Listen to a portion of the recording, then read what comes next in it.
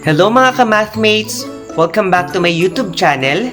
Kung bago ka pa lang sa channel ko, huwag mo kalimutan mag-subscribe at i-hit mo na yung post notification bell para updated ka every time na magpo-post ako ng bagong video. So this video is all about factoring polynomials. Ito ay compilation ng mga lessons under factoring polynomials. Gumawa ko ng separate video ng compilation para magkaroon kayo ng mastery of the lesson para masagutan niyo yung problem set or practice problem na inhinda ko para sa inyo. So this is most essential learning competency 1 in Mathematics 8. So what is our learning competency? Factors completely the different types of polynomials. A. Polynomials with common monomial factor or the CMF. B. Difference of two squares. C. Sum and difference of two cubes. D. Perfect square trinomials. And E. General trinomials. So those are the different factoring methods. Enabling competency multiplies and divides polynomials. Uses models and algebraic methods to find the product of two binomials. Product of the sum and difference of two terms, square of a binomial, cube of a binomial, product of a binomial, and trinomial.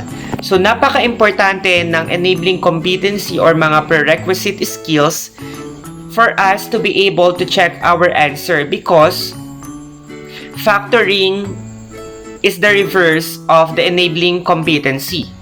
So that's why kailangan marunong kayo mag-multiply at marunong kayo mag-divide ng polynomials. It's just like when we factor, we get the factors. And then when we multiply, we get the product. And in this topic, it requires skills and mastery of the lesson. So ito yung napakahalaga. Skills and mastery of the lesson. Lalo na kapag pinagsama-sama na yung mga polynomials and then you need to decide which factoring method best suits doon sa given na polynomial. Kaya kailangan ay ma-master nyo yung iba't ibang factoring methods na na-mention ko kanina. So let's start with the concept 1. First, determine if a common monomial factor, greatest common factor exists.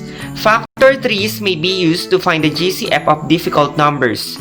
Be aware of opposites. Example, a minus b and b minus a. So these may become the same by factoring negative 1 from one of them. So let's have an example for the first factoring method is the common monomial factoring. 3x minus 12. 3 and 12, the common factor is, the greatest common factor is 3. And then with variable, since walang variable yung second term, there is no common variable. So we need to divide each term to get the remaining factor. 3x divide 3 is x. Then for our second term, sa ating second factor ay negative 12 divides 3 is negative 4. So therefore our answer is 3 times the quantity x minus 4.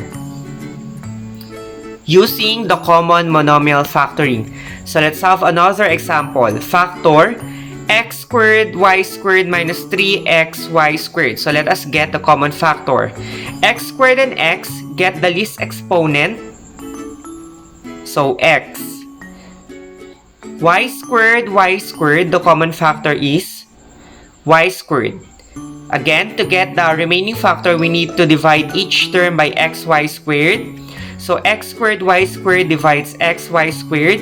Cancel yung y squared, ang natira ay x. So x squared divide x is x. And then negative 3xy squared divide xy squared equals negative 3. So we just cancel x and y squared. So that is negative 3. So therefore, our answer is xy squared times the quantity x minus 3. So that's how we factor out the given polynomial using the greatest common factor.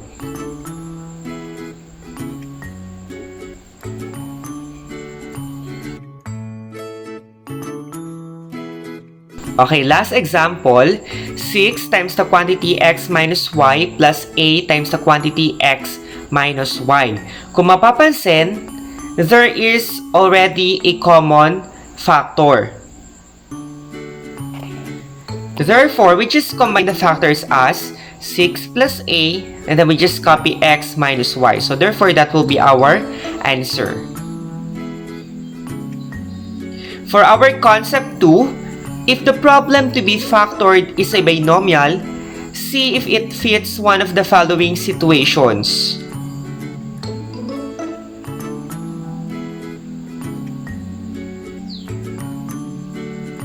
Letter A, difference of two squares.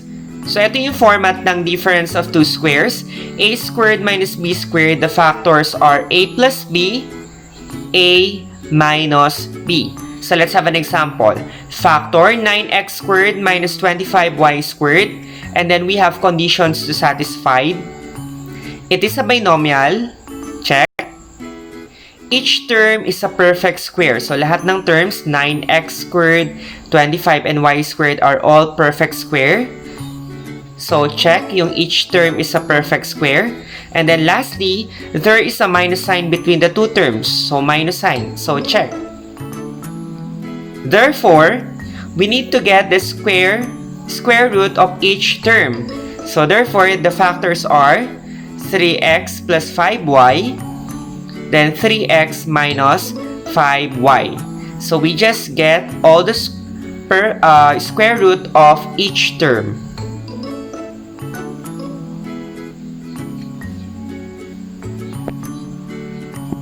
So let's have another example. A plus b squared, quantity squared minus 25. So we can write it as a plus b, quantity plus 5. Then quantity a plus b minus 5, since 25 is a perfect square.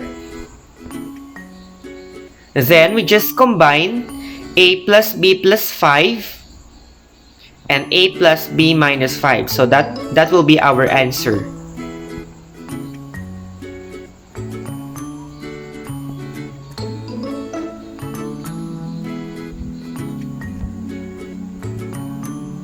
For letter B, sum of two squares, that is prime. So if the given binomial, all the terms are perfect square but there is a plus sign in between, that is not factorable or considered a prime.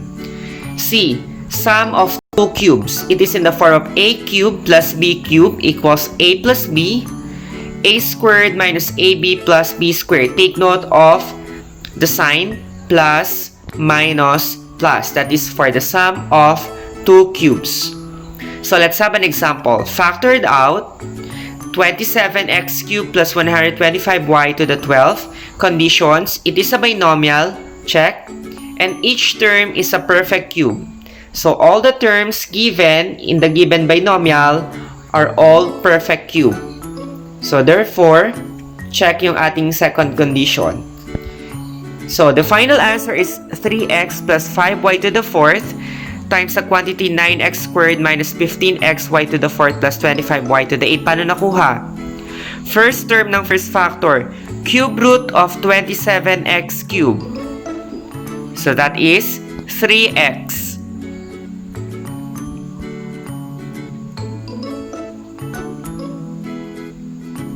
y to the 4th, paano nakuha? So, dun sa ating given, square root ng 125y to the 12. So, cube root ng 125y to the 12. That is 5y to the 4th. Okay, nakuha na yung first factor. Second factor tayo, 9x squared is square of 3x. So, square natin yung first term ng first factor, which is 3x. So, 3x squared, that is 9x squared. Middle term ng second factor, 15xy to the 4th. Product of 3x and 5y to the 4th. So, we just multiply the two terms of the first factor. So, 3x times 5y to the 4th is 15xy to the 4th. Then, last term, 25y to the 8th, we just square 5y to the 4th, yung second term ng ating first factor. So, 5y to the 4th squared, that is 25 y to the 8th. So that's how we get the factors of sum of two cubes. So our answer is 3x plus 5y to the 4th times the quantity 9x squared minus 15xy to the 4th plus 25y to the 8th. D. Difference of two cubes. It is in the form of a cubed minus b cubed equals a minus b times the quantity a squared plus ab plus b squared. Take note of the sign minus plus plus.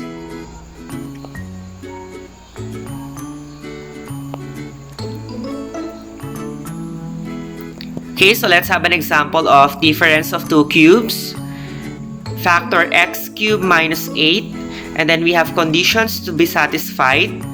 It is a binomial, check, and each term is a perfect cube. So x cubed and 8 are perfect cube. Check. Answer x minus 2 times x squared plus 2x plus 4. So how did we get our factors? Cube root of x cube, dun sa ating given x cube minus 8. So cube root of x cube is x. Next term, cube root of 8, that is 2. Second factor, paano nakuha ang x squared? Square of x. So square the first term of the first factor x. Then middle term, you need to multiply the two terms of the given factor. So x times 2 is 2x. Then last term, 4. Paano nakuha yung 4? Square the second term of the first factor. So square of 2 is 4. So that is our final answer.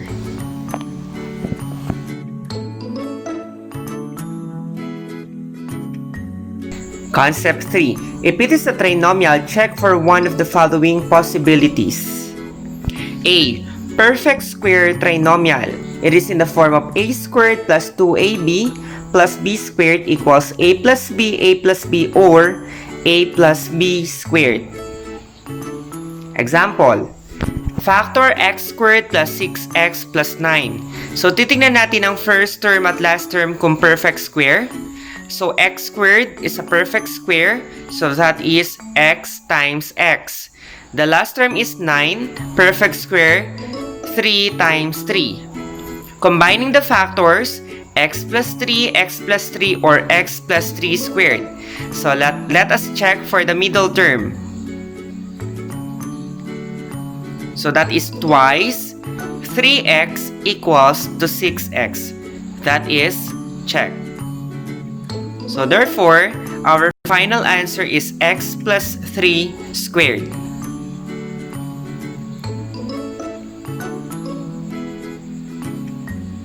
Another example, 4x squared minus 20xy plus 25y squared. First term is a perfect square. So 4x squared, that is 2x times 2x. Last term, 25y squared. That is 5y and 5y. Negative because our middle term is negative. Combining the factors, 2x minus 5y, 2x minus 5y, or 2x minus 5y squared. Let us check for the middle term. So that is twice negative 10xy. So we just multiply 2x and negative 5y. So equals negative 20xy. So that is check.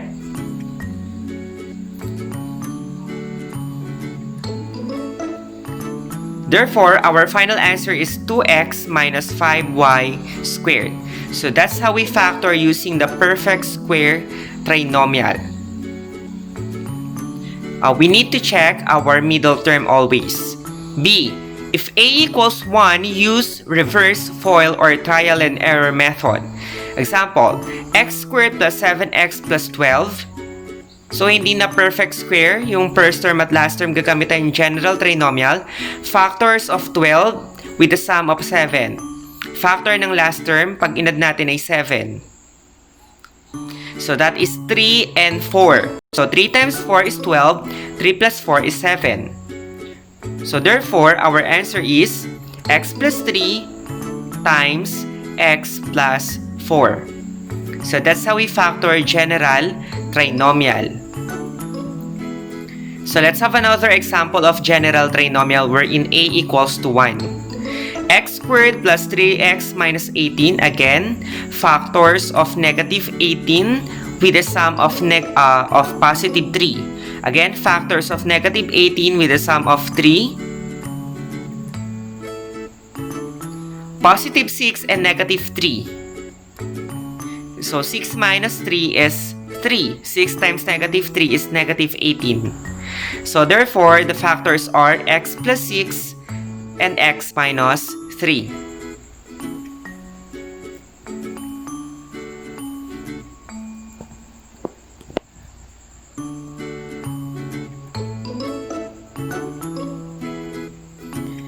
If a is greater than 1, use grouping or trial and error method.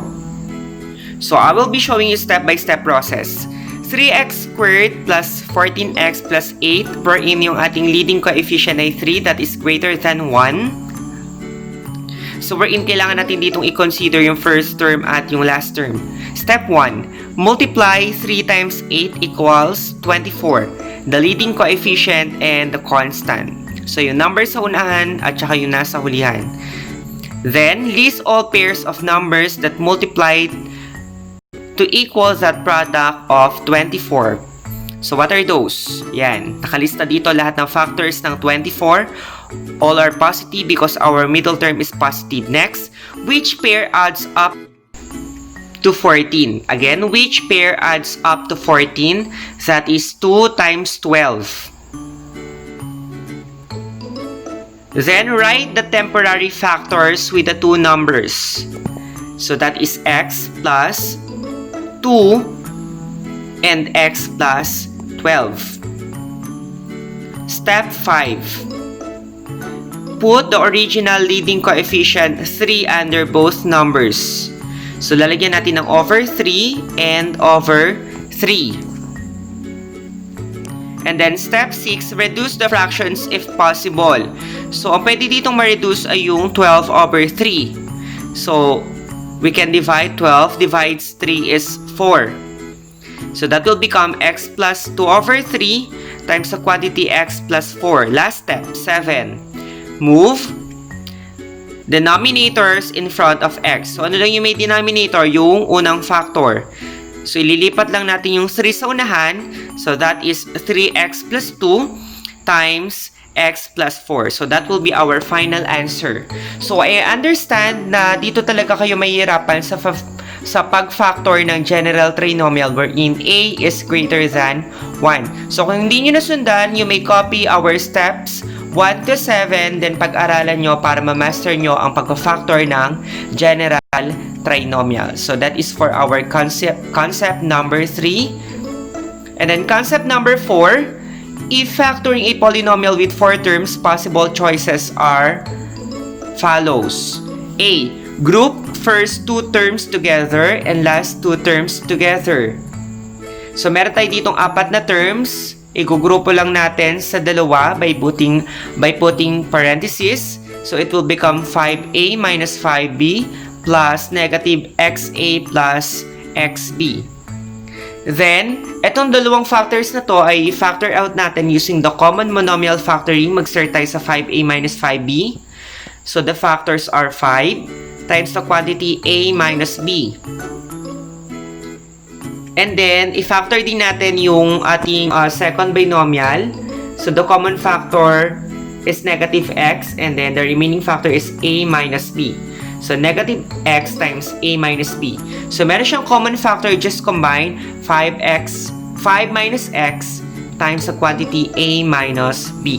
So, ito yung ginawa natin kanina sa example sa CMF. So, therefore, that will be our final answer.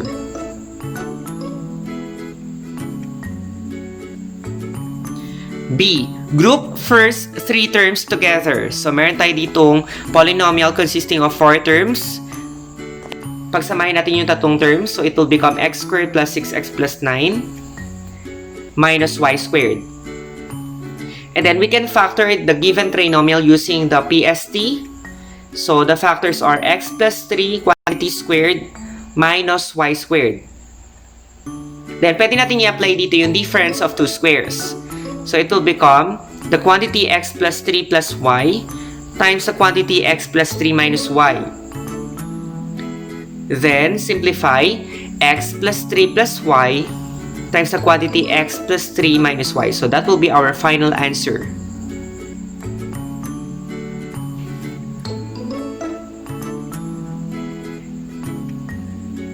And for the last, in concept 4, letter C, group last 3 terms together. So binaliktad lang natin yung given natin kanina, wherein yung y squared ay nasa unahan. So ganun din yung gagawin, igugrupo lang yung tatlong terms na nasa hulihan. And then, factor it out using PST. So that will become y squared minus x plus 3 quantity squared. Then, y plus quantity x plus 3 and y minus quantity x plus 3. Then, simplify y plus x plus 3 and y minus x plus 3. So, that will be our final answer.